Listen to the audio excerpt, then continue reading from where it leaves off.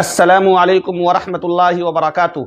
آج کل دینی و اصلاحی جلسوں کی اس قدر کثرت اور بھرمار ہے کہ ایک ہی علاقے میں ابھی ایک جلسہ صحیح سے ختم بھی نہیں ہو پاتا ہے کہ اسی علاقے میں کسی دوسرے جلسے کا اشتہار سوشل میڈیا کے مختلف پلیٹ فارم پر نشر ہونے لگتا ہے۔ یقیناً اتنی بڑی تعداد میں منعقد ہونے والے جلسوں میں منتظمین کی محنتیں بھی صرف ہوتی ہیں اور ایک بڑی مقدار میں رقم بھی خرچ ہوتی ہے۔ لیکن عجیب و غریب بات ہے کہ اس قدر جلسوں کے باوجود خاطر خواہ فائدہ نظر نہیں آ رہا ہے۔ فائدہ نظر آنا تو دور کی بات ہے، بلکہ آپ نے غور کیا ہوگا کہ آج کل کے جلسوں میں علاقہ کے سنجیدہ با اثر افراد شریک بھی نہیں ہوتے ہیں۔ آپ کو جلسوں میں خواہ وہ جلسہ کسی بھی مکتب فکر کے ماننے والوں کا ہو، سنجیدہ علماء، ڈاکٹرز، انجینئرز، ایڈوکیٹس اور ججز وغیرہ نظر نہیں آئیں گے۔ اس کی وجہ کیا ہے؟ اس پر ہمیں غور کرنے کی ضرورت ہے۔ جب ہم اس پر غور کرنے کے لیے بیٹھے تو جلسوں میں پائی جانے والی کئی کمیاں اور خامیاں نظر آئیں۔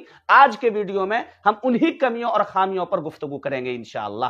میں سب سے پہلے ناظم اجلاس کی بات کروں گا، وہ اس لیے کہ آپ کو یہ بات تسلیم کر لینی چاہیے کہ آج کل کے جلسوں کو غیر مفید اور نقصان دہ بنانے میں بہت بڑا ہاتھ ناظم اجلاس کا ہے، کیونکہ جب کسی کو کسی جلسے کی نظامت سونپی جاتی ہے تو اس کا مقصد ہرگز یہ نہیں ہوتا ہے کہ وہ مائک ہاتھ میں لے کر تمہیدی گفتگو کے نام پر 20 منٹ اور 25 منٹ تک سامعین کو اشعار سناتے رہیں اور انعامات بٹورتے رہیں، اور نہ ہی یہ مقصد ہوتا ہے کہ شعراء و مقررین کی اس قدر بیجا تعریف کریں کہ تک بندی کرنے والے شعراء کو اقبال و غالب سے تشبیہ دے دیں اور 20 سال اور 25 سال کے کسی عام خطیب اور مقرر کو نمونہ اسلاف اور جبال علم کا خطاب دے دیں۔ بلکہ نظامت کا مطلب یہ ہوتا ہے کہ شعراء و مقررین کا تعارف کرائیں، مثلا آنے والے خطیب کون ہیں، کس ادارہ یا تنظیم سے ان کا تعلق ہے، کتنے سالوں سے وہ تدریسی یا تنظیمی خدمات انجام دے رہے ہیں، اگر تصنیف و تالیف سے ان کا تعلق ہے تو ان کی تصنیف کے حوالے سے بھی تعارف کرایا جا سکتا ہے،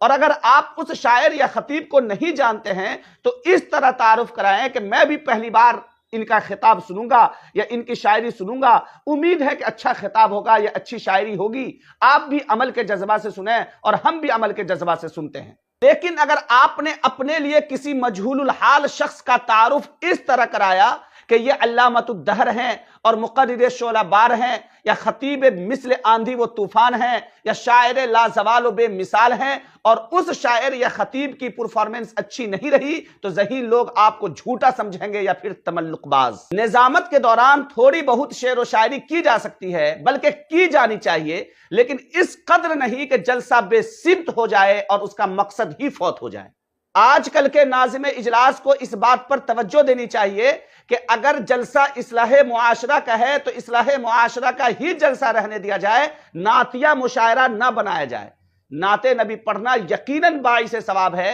سننا یقیناً ثواب کا باعث ہے، لیکن اس سے آج کل معاشرہ کی اصلاح نہیں ہو سکتی۔ عموماً یہ دیکھا جاتا ہے کہ اصلاح معاشرہ کے اجلاس میں بھی علماء کرام کو 12 بجے یا 1 بجے رات کے بعد ہی موقع ملتا ہے، جب لوگوں کو نیند آ رہی ہوتی ہے۔ اس وقت وہ عوام کو کیا پیغام دیں گے؟ نتیجتاً جلسہ کا مقصد ہو ہلا ہی بن جاتا ہے۔ ناظم اجلاس کے مین لیڈر ہوتے ہیں، وہ اگر اللہ کے لیے جلسہ کو با مقصد بنانا چاہے تو اس کے لیے کوئی بڑی بات نہیں ہے، خاص طور سے وہ مشہور نظماء جو ہندوستان بھر میں جاتے ہیں، اس کے لیے تو اور بھی آسان ہے۔ دوسرے نمبر پر ہم شعراء کرام کی بات کریں گے، کیونکہ آج کل کے جلسوں کو شعراء کرام نے ہائی جیک کر لیا ہے۔ ان کا معاملہ کچھ عجیب و غریب ہے۔ وہ دینی اسٹیج پر گانوں کے دھن پر نعت پڑھتے ہیں، عوام سے کبھی ایک ہاتھ اور کبھی دونوں ہاتھوں کو لہرانے کا مطالبہ کرتے ہیں، بار بار انعامات کی بھیک مانگتے ہیں جس کو وہ دعا سے تعبیر کرتے ہیں، ہر شعر کے بعد 2-3 منٹ ضائع کرتے ہیں، جب تک مائک ان کے ہاتھ میں رہتا ہے مائک آپریٹر کو پریشان کیے رہتے ہیں، کبھی ایکو بڑھاؤ، کبھی گھٹاؤ، کبھی بیس بڑھ جانے کی شکایت کرتے ہیں تو کبھی گھٹ جانے کی۔ کوئی نعت یا نظم صحیح سے ختم بھی نہیں ہو پاتی ہے کہ دوسری نعت یا نظم شروع کر دیتے ہیں۔ اس طرح سے وہ 1 گھنٹہ تک عوام کا منورنجن کرتے ہیں۔ اگر کسی نے نظم سنانے کا مطالبہ کر دیا تو وہ نظم سناتے ہیں، اور اگر کسی سرفرے نے غزل سنانے کا مطالبہ کر دیا تو شاعر صاحب دینی جلسوں کے اسٹیج سے 1 عدد غزل بھی ٹھوک مارتے ہیں۔ اور وہ دن دور نہیں کہ اگر کسی دن عوام گانا سنانے کا مطالبہ کرے تو وہ گانا سنانے سے بھی دریغ نہیں کریں گے۔ اور پھر نعت گوئی یا نظم گوئی کے دوران زبردستی کی واہوائی لینے کے لیے وہ اس قدر اچھل کود مچاتے ہیں کہ اسٹیج پر موجود علماء کرام اور معزز شخصیات کو سمٹ جانا پڑتا ہے کہ کہیں کچل نہ دیے جائیں۔ اسٹیج کی چادریں پناہ مانگتی ہیں، شامیانے اور ٹینٹ والوں کو اپنے سامان کے ضائع ہو جانے کا اندیشہ ستانے لگتا ہے۔ وہ بار بار اپنے سینے پر ہاتھ رکھ کر عشق نبی کی دہائیاں دیتا ہے، لیکن خود اپنے چہرے سے عشق نبی کی علامت داڑھی پر ہاتھ صاف کی ہوتی ہیں،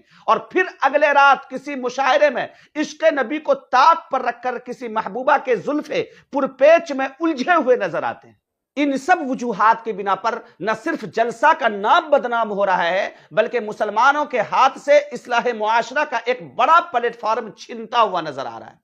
اس لیے جلسہ کرانے والوں سے میرا ایک مشورہ ہے کہ مہنگے اور اچھل کود کرنے والے شعراء کرام کو بلانے کے بجائے قریب کے کسی مدرسے سے نعت پڑھنے والے کسی طالب علم کو بلا کر نعت پڑھوائیے۔ وہ آپ کو نعت کی طرز میں نعت پڑھ کر سنائے گا اور آپ کی آنکھوں سے آنسو چھلکا دے گا، اور پھر انعام یا حوصلہ افزائی کے طور پر اسے کچھ رقم دے دیں تو آپ کو ثواب بھی ہوگا اور جلسہ پر آنے والے بیجا اخراجات سے بھی آپ بچیں گے۔ بڑا تعجب ہوتا ہے کہ اب مدارس میں منعقد ہونے والے اجلاس میں بھی پیشہ ور شعراء کرام کو بلایا جانے لگا ہے، جبکہ انہی مدارس میں نعت پڑھنے والے کئی طالب علم ہوتے ہیں جو شاندار نعت پڑھتے ہیں، لیکن ان سے نعت پڑھوانے کے بجائے منورنجن کرنے والے شعراء کرام کو بلوا کر نعت خوانی کرواتے ہیں۔ ایسا لگتا ہے کہ اب اہل مدارس بھی منورنجن کی طرف جا رہے ہیں۔ آج کل کے جلسوں کو برباد کرنے میں ٹھیک ٹھاک کردار کچھ مقررین کا بھی رہا ہے۔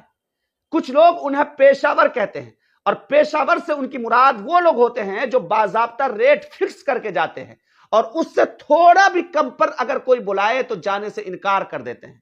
یہ لوگ 1-8 گھنٹے کی کوئی ایک تقریر یاد کیے رہتے ہیں، جس کو ہر جگہ مرچ مسالہ لگا کر پیش کیا کرتے ہیں۔ یہ لوگ سفر میں پیش آنے والے واقعات خوب سناتے ہیں، پتہ نہیں وہ سچ ہوتے ہیں یا جھوٹ، لیکن کہنے والے کہتے ہیں کہ ان میں سے بہت ایسے ہیں جو لمبا لمبا پھینکتے ہیں، وہ صرف اس لیے کہ کسی بھی طرح مشہور ہو جائیں تاکہ لوگوں کا مطالبہ بڑھے گا اور ہمیں اچھا ریٹ ملا کرے گا۔ اس ویڈیو کے ذریعے میں جلسہ کرانے والوں سے گزارش کرتا ہوں کہ ایسے لوگوں کو اپنے جلسوں میں بلانے سے پرہیز کریں، اور کسی بزرگ عالم دین کو اپنے جلسے میں بلائیں تاکہ ان کا فیض عام ہو۔ اس کا مطلب ہرگز یہ نہیں ہے کہ ان کو آنے جانے کی سہولیات آپ فراہم نہ کریں، بلکہ جتنا زیادہ ممکن ہو سکتا ہو اتنا آپ ان کو نوازیں، لیکن مانگنے والے کو ہرگز بھی نہ دیں، کیونکہ اس سے اصلاح معاشرہ کا بہت بڑا اسٹیج ہمارے ہاتھ سے ضائع ہو رہا ہے۔ امید ہے کہ ان معروضات پر غور کیا جائے گا۔ وما توفیقی الا باللہ۔